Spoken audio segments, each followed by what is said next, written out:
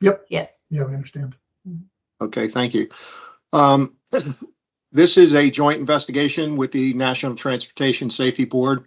The U.S. Coast Guard is the lead in this investigation. Today is Friday, December 6, 2024. The time is 1 p.m. Eastern Time and 10 a.m. Pacific Standard Time.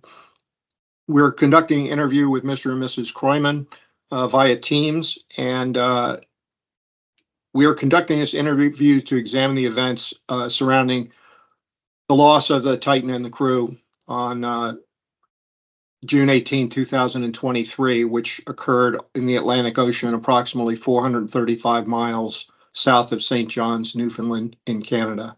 And you do not have an attorney with you, and that's fine. There's no reason in your case to have one. But what we're going to do is, if you'll introduce yourselves and spell your name for the record, and then we'll go around and we'll all introduce each of ourselves to you. So thanks again. Go ahead.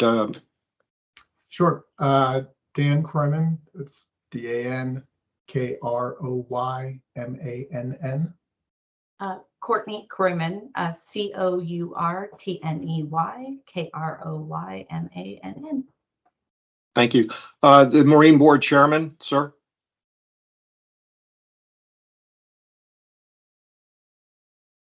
Good afternoon or good morning, Mr. and Mrs. Kroymann. My name is Jason Neubauer. I'm the chair of the Coast Guard Marine Board investigation into the Titan, and I really appreciate your time today. Thank you.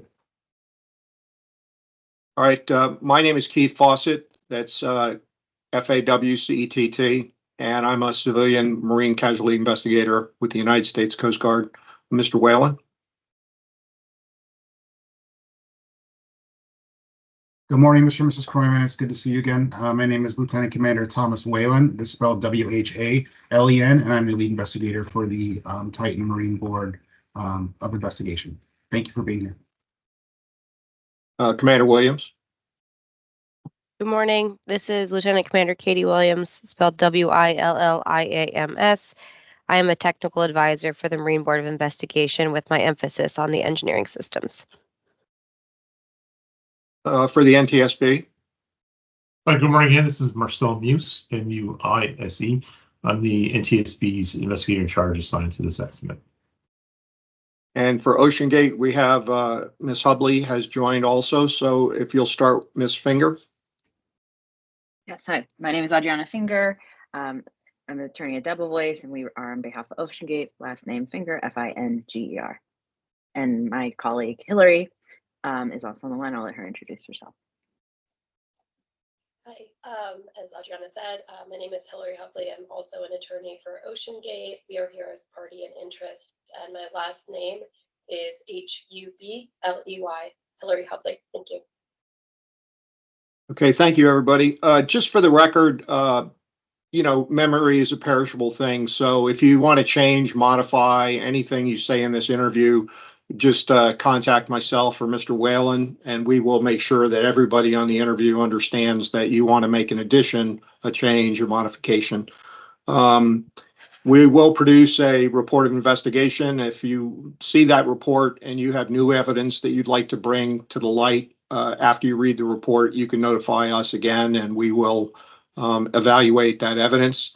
And then all of our work is conducted through a big, thick manual called the Marine Safety Manual, Volume 5. And if you want more information about that, I would be happy to provide it. It explains the hows and whys of how we do our work. So I'm going to ask everybody on the call, if you're not speaking directly, if you'll silence your microphones and silence and turn off your cameras. And the first thing I'm going to do, I'm going to ask you both to take a moment to stand up and step back, and I'm going to swear you in. And I'm going to ask you to raise your right hand.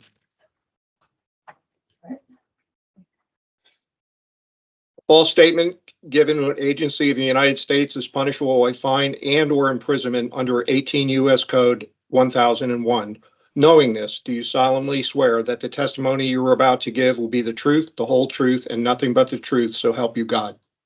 Yes. Yes. Thank you very much. Please be seated.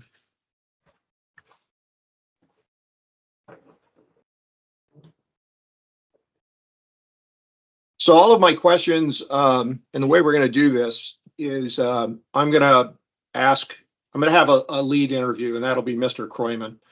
And then after we complete my questions for a particular question for Mr. Kroymann, Mrs. Kroymann, if you have something you want to add, please just chime in when Mr. Kroymann finishes. And they relate directly to your role as a mission specialist on Dive 87, which took place in June of 2023. So we conducted a scoping interview, my colleagues and I, and in that scoping interview, you provided a wealth of information, correspondence with OceanGate, directly related to your role as a mission specialist. We have bundled that up and redacted personally identifying information, medical history, and that, phone numbers, emails, and so forth. And that redacted copy is now Coast Guard Exhibit 113, and it spans approximately 63 pages. We asked you to review it because of the redactions, and Mrs. Kroymann, you raised an issue with your astute observation regarding names. So from the Coast Guard's perspective of redacting personal identifying information, the deceased have no privilege when it comes to privacy, and that's why those names are included in the dive plans and various documents. So we did give it a couple of round turns, and if anybody finds any other unredacted information, I did review it after you bounced it back to me, so thank you for that.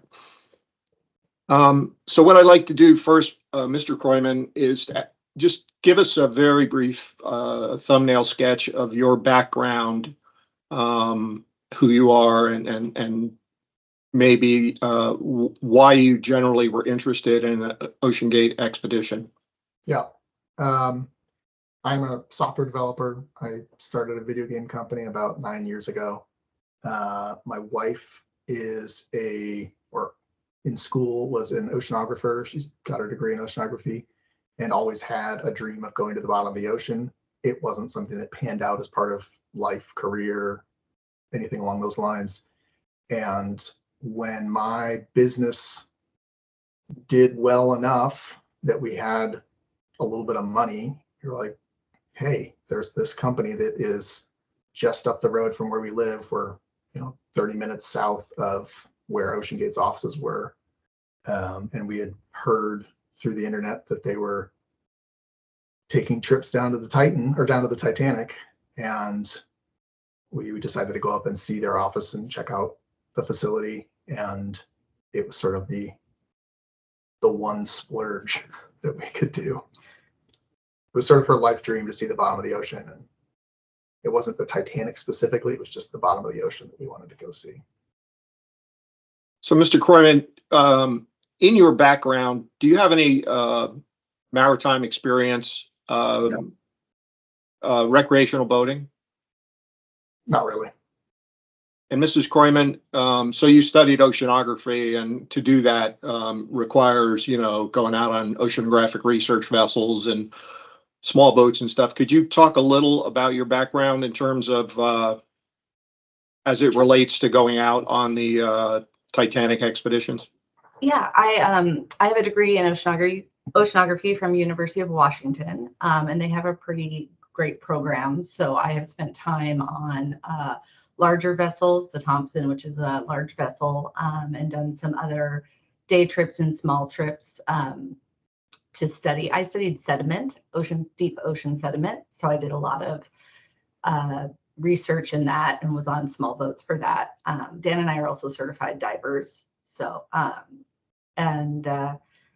just, we ended up having kids, and I really wanted to experience what a true 10-day trip out in like a big research expedition would be like. And so that's why it was so appealing to us. So, Mrs. Kroymann, like you mentioned, the larger oceanographic research vessel for the University of Washington. Do you have any idea? Could you estimate about how large that vessel is?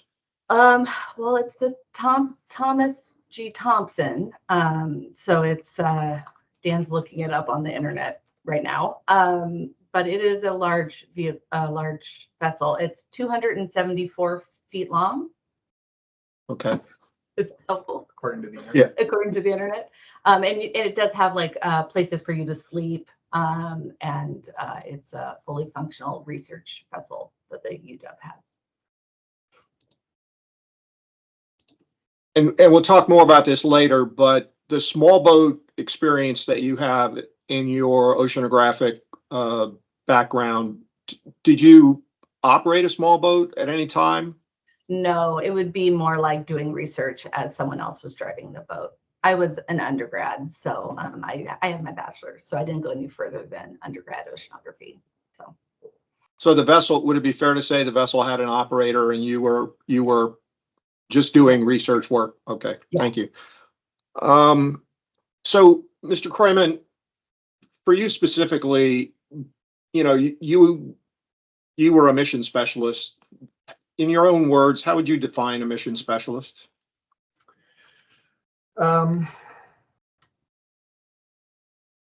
We were, I mean, the best way to describe it is we were a passenger, but we were operating under the idea that we were helping fund research that was otherwise hard to get funding for.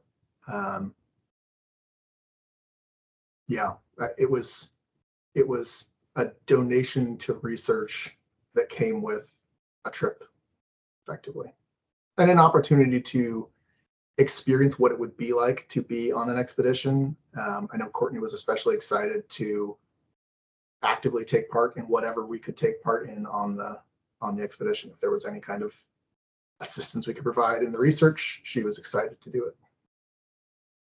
And Mrs. Kroymann, how about your definition of a mission specialist from your perspective? I agree with my husband. Basically, a paid passenger. I did feel like you're paying to be able to play, to be able to do the research and go on this expedition. I think I had hoped for more ability to be involved, but it was. I mean, we're basically just paying for the experience to be on the ship and get to do the dive. Yeah. And shifting to the word pay, Mr. Kroymann, can you talk about what you paid, how you paid it in as much detail as possible directly for the experience to be a mission specialist in the 2023 expedition? Yeah, it was $250,000 a person. I think we paid $50,000 up front as a deposit, and then the remainder was due a year later. We booked nearly 2 years in advance of when we went. And your expectations for the amount of money you paid, were they specifically for a Titanic dive? Yes. We were paying to go on an expedition to the Titanic, mainly because that was the only real thing that was being offered at the time. I know that afterward they were talking about that wasn't actually the ideal place. It was just the place that they could find enough people that would be willing to pay to fund the program, to keep the research going, to keep the development of the vessels and the business plan. And the eventual hope was that they could expand and do research in more than just going to the Titanic. But that was all that was available when we found out about them. And Mrs. Kroymann, do you have anything to add to the payment, the idea of the payment for the mission specialist? No, Dan explained it, and I saw that the invoice is on the list of documents. So yeah, we paid $50,000 each for a deposit, and then the rest of it was due. I think it was in January, the year that we went on our mission. And we did bank transfers because obviously, So in the documentation, they called the money you paid, quote, a training and support contribution. Mr. Kroymann, would that be the way you understood it? Yes. I mean, it's easy to look at it as the price of a ticket. But it also, I understood that we were funding the operation. We were like patrons of the arts in a sense. We were funding this dream of making it more accessible to do deep sea research. So it wasn't just, a tiny sliver of humanity that gets to go do that kind of research. There's scientists that would love to, and they don't have the means to. And so it was both. It was a price of a ticket for us to go to the bottom of the ocean, and it was also helping support this business, I guess. So Mr. Kroymann mentioned like funding the arts. And in a lot of cases, when you fund the arts, you might have a tax deductible contribution. Was the money that you paid tax deductible? No. No. Was OceanGate ever portrayed to you as I'm definitely not a person that's sharp on the whole tax deductible thing, but like a 3C 501 corporation or anything like that? No, not at all. And then, Mr. Kroymann, what was like if there was no ability to dive, do you understand the refund policy? Yes, the way that it was described to us, there was not a refund. We were funding the expedition, and if the expedition failed, it still was an expedition that needed to be paid for. There were ships and crew and all the equipment. What we also knew was that if it failed, we would be given the opportunity to either stay on the ship for the next expedition if there was space on the ship, and if they managed to get enough successful dives, we could go in as well, or we could come back in the future at a reduced rate. But we knew going in that it was not a guarantee, and we were not going to get a refund if the weather prevented a dive or something happened. So, Mrs. Kroymann, in particular, as a mission specialist, Mr. Kroymann said you were eager to participate, in a support role. And in the Coast Guard Exhibit 113 on page 7, it discusses that you were listed in the dinghy deck support crew. Can you talk about that? Yes, that would have been page 7. Yeah, I believe it's 7. I don't think it's on 7. It's probably in the dive sides. Page 7 of the PDF. Yes. Just to refresh your memory, in the scoping interview, you said that I believe you said something about you helped, tie up the dinghy and do all that. The ropes. Yeah. So, if you wanted to participate, you could help out on the deck. I did say in the scoping interview that I felt we did not have enough training, but I am listed there as one of the people that would help with the ropes. So when the dinghies would come in, they'd throw the rope, and we had to grab it and do I don't know what it's called, and connect it to the ship. See, like I said, there wasn't a lot of training. But yeah, they did want us on the deck to help with that. There wasn't, in my personal opinion, They didn't have enough staff. there wasn't staff there, so we needed to help, right? Yeah. So we would help with the ropes with that. And then focusing on that, continuing your story, focusing on that, did someone train you for that role? I would not call it training. Yes, there was a person that showed us quickly how to do it, but it was not enough that I felt comfortable doing it.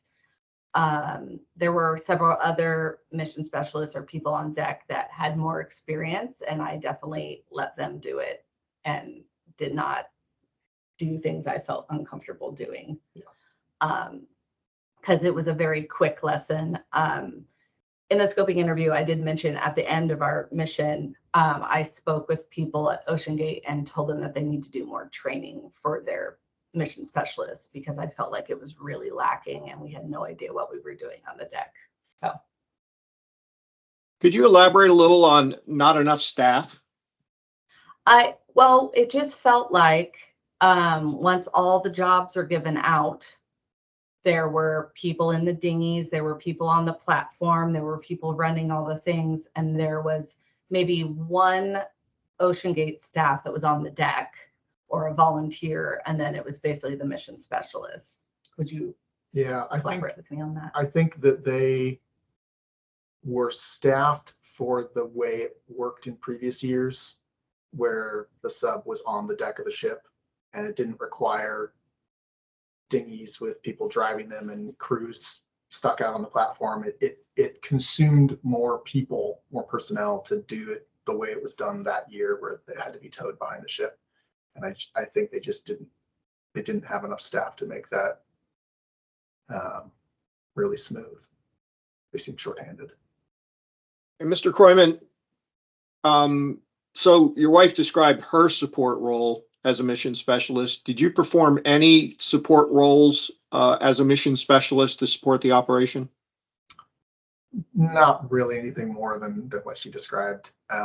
Because it was the sub was out on the platform, it wasn't accessible really, and there wasn't an easy opportunity to do any kind of to assist in anything. Had it been on the deck of the ship, we might have helped go, check the wiring for the cameras or whatever needed to be done. But because it was out on the platform and you needed to get into a survival suit and get on the dinghy and drive out there, it was just it wasn't something that I really wanted to go assist with.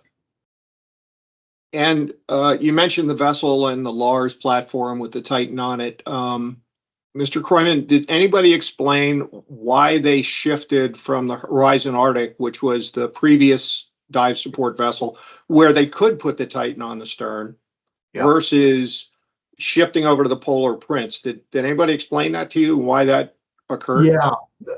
What was told to us was that they were unable to rent the Horizon because oil and gas exploration had really shot up, and the cost to rent the ship, they were just outbid by oil and gas exploration companies that could pay far more money than they could pay.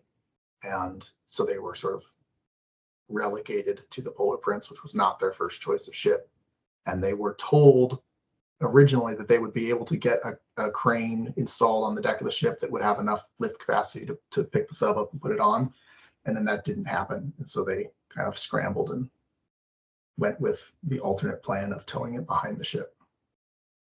Mrs. Kroymann, did you hear anything else why they went from the more capable vessel to the Polar Prince? No, that was what we were explained. I can't remember exactly when we were told that, but it was before we were in Newfoundland. It was maybe a couple months before. Yeah, at the beginning of the season, before mission 1. Okay. I'm going to take a moment to share a screen.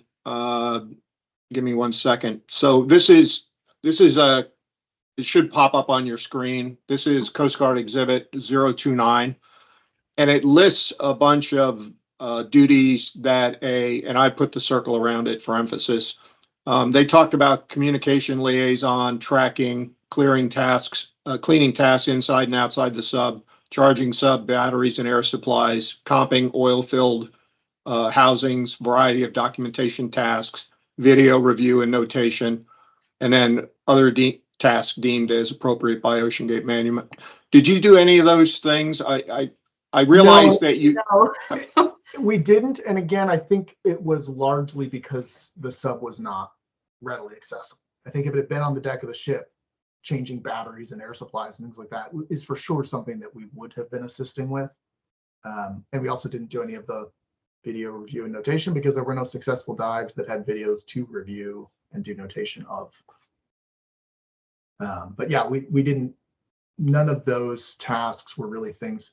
I think if we had said, hey, I'd really like to go out to the platform and assist with XYZ, that they would have said, okay, great. Let's get you suited up. We'll show you what to do and how to get out there. It just wasn't something that was appealing to do. We also weren't trained to do it, and Yeah. I don't feel like we were given any training to feel comfortable enough to do it. Yeah, I don't think it would. I did not want to do it because I didn't feel safe doing that. And I want to shift gears. So I'm going to read it just for ease. I'm going to take that down. So in Coast Guard 113, there is a mission specialist crew responsibility, and I think that's on page 7. Yes. Mhm. And it says, I understand that as a member of the expedition crew will need to complete substantial training prior to the start of the expedition, up to 14 hours, depending on prior maritime experience. This training includes basic seamanship, submersible operations, emergency procedures, communication, navigation, and submersible systems and controls. Stopping right there, Mr. Kroymann, did you receive any training similar to that? No. And then, Mrs. Kroymann, were you aware of like videos called First Fridays that might be available to you? Yes, yes, I was available. I knew about the videos. I watched all of them. And just to comment on that paragraph, if that's okay. When I signed up to be a mission specialist, I was really excited about all the training. I thought that we were going to be going up to Everett and learning a bunch and training and helping, and that never happened. Never, ever happened. Yeah. And then, Mr. Kroymann, were you aware of anybody that was on the expedition with you? You know, it's one thing to get training. It's another thing to document training. Did any other mission specialists directly say to you, hey, I completed seamanship training or communications training, and, I got documented in some manner? I don't think so. I think no, there were some mission specialists that had more experience, maybe not on ships, but with like technology and things, and they used their skills.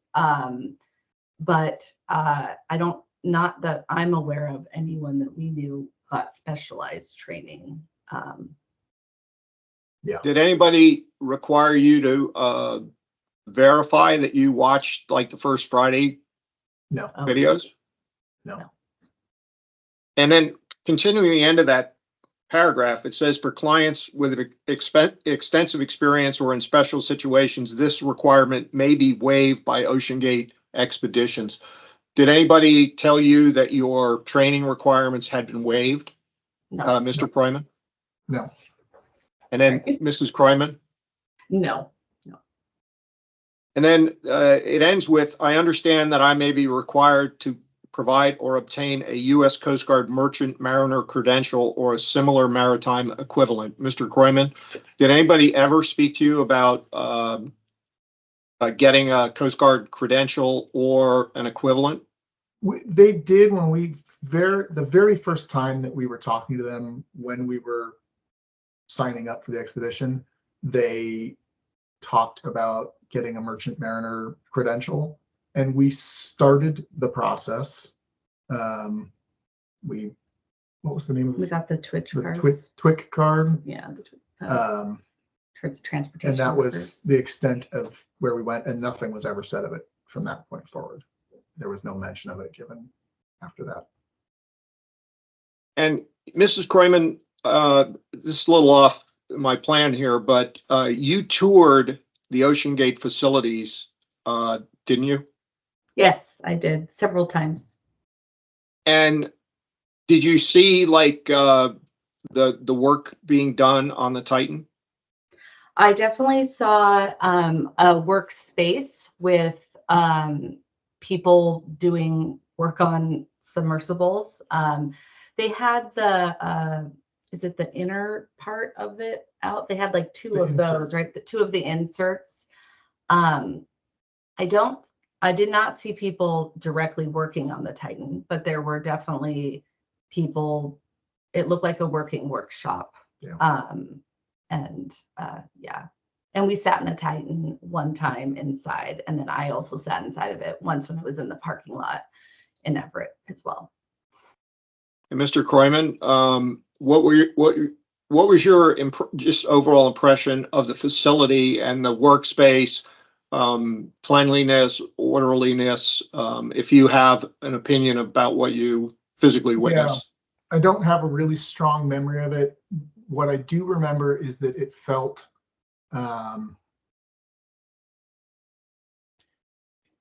like a startup versus an established corporate company. It had that sort of scrappy feel to it.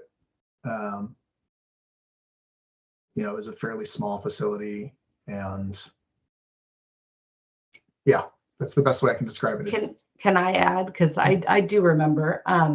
I thought it was impressive. It did look like a startup in terms of it wasn't, fancy offices or anything, but it looked to me like a place where innovation was happening and people were creating interesting things. And as a former student, like, it excited me to be able to see that. And when we signed up in 21, I was really hopeful that we would get to be involved with, getting it ready to go to St. John's and that type of stuff. I even helped do they had a school program for a while teaching about educating students about ocean stuff. And I did a couple presentations for them.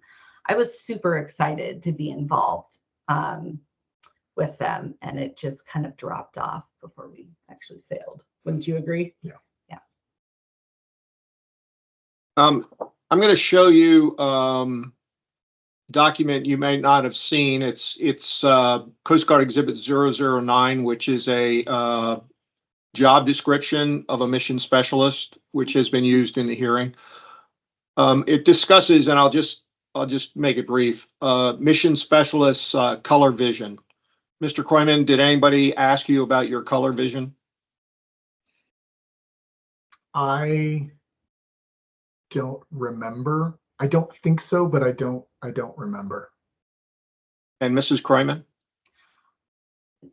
No, although I don't remember what was on the medical form. So it may have been listed there, but I do not remember verbally being asked about my color vision or any of that stuff. And we'll talk about the medical questionnaire in a minute, but it discusses your hearing,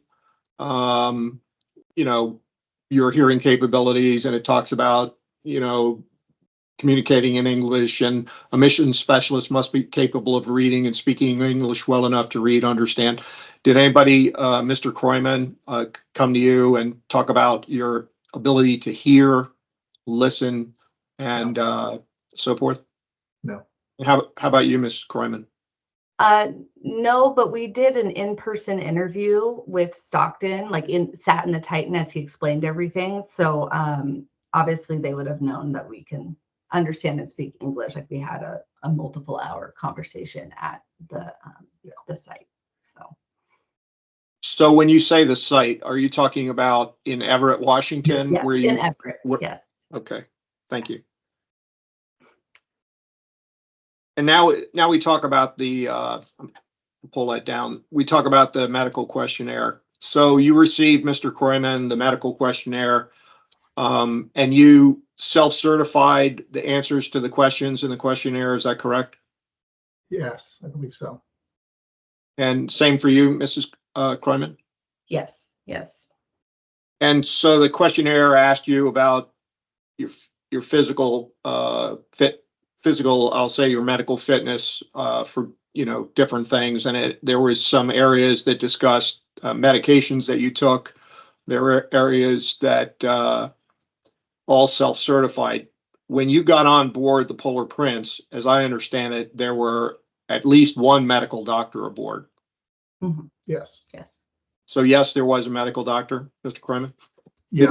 Did the medical doctor? Excuse me. I think there were two actually, because there was. Yeah. They were overlapping on their stint. So, Mr. Kroymann, did the medical doctor sit down with you when you got aboard the vessel and validate the information that you provided in the self-certifying questionnaire? I don't think so. Did anything happen that first night? No. Yeah, I don't think so. So, Mrs. Kroymann, no. No, the only thing that we were told was that if we have seasickness, that they had seasickness pills for us, but there was no sit down and go over our medical stuff and make sure that, that there was no. So in the documentation provided by OceanGate, they were saying that there was alcohol on board the vessel. Did you see anyone on board the vessel? No, in fact, I think drink? we were No told the opposite. alcohol. We were told that the ship was dry, that there was no alcohol at all on the ship. And that's what my experience was. I never saw alcohol anywhere. Mhm. And Mrs. Kroymann, you? No. Okay. I was told it was a dry ship. Yeah. So I might have missed something, Mr. Kroymann, but in the information that you provided in the documentation that was sent to you by OceanGate, and it was a substantial amount of information, over the months leading up to the expedition. Did they send you a waiver of liability release? I don't. Probably. I don't know. I emailed everything that they sent me. So, yeah, if it was, do you recall? I don't remember. No. And Mrs. Kroymann? I filled out every form they emailed me, and often reminded Dan to fill them out. And I everything that I had in my email, I sent over. So I know we signed a contract which also had liability when we signed up for it. Yeah. So the liability release form, and perhaps Lieutenant Commander Whalen can find that, and we'll display that to you for the most recent expedition.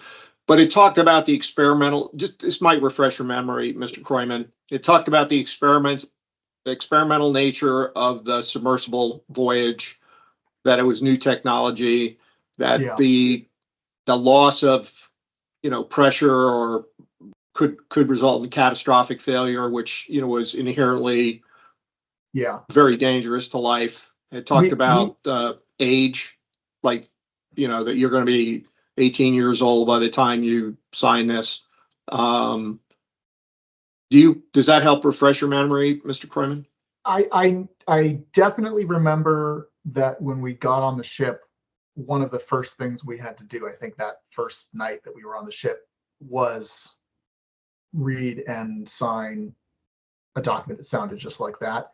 And I think we also had seen a similar document, 2 years earlier when we signed up.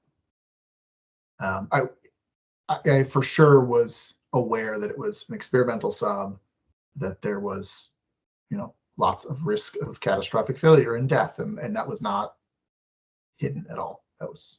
We knew that.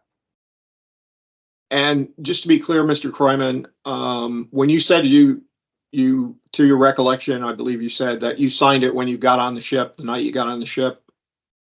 So was the ship underway? Yes. Had we left that? Oh, yeah. Yep.